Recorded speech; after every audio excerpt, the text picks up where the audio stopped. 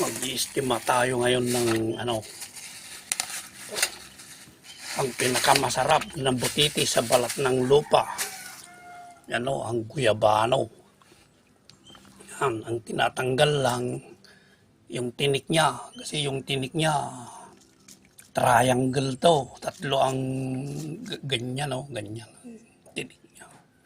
Yan lang tatanggalin natin. Lilinisan, pakuluan konti para matanggal natin yung tinik. Yan lang ang matatapon dito sa butiti na to, ang exotic foods. Wala na, matatanggal na yan, iba. Ito ngayon ng steamer natin, isisigang natin.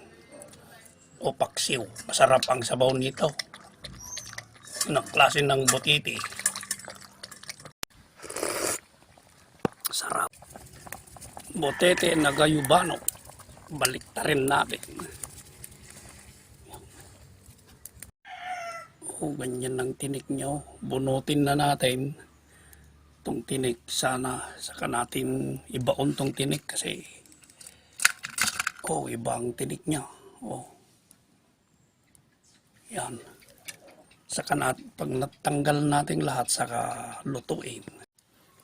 Ayan, niluto na natin. Linagyan ko ng kamyas, lemongrass at saka luya. Siyempre di mawawala yung asin.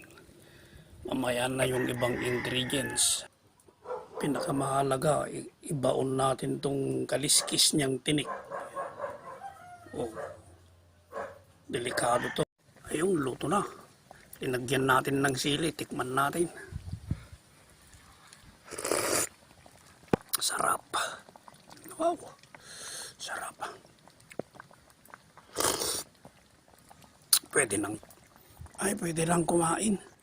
Yung natira pang pulutan mamayang gabi.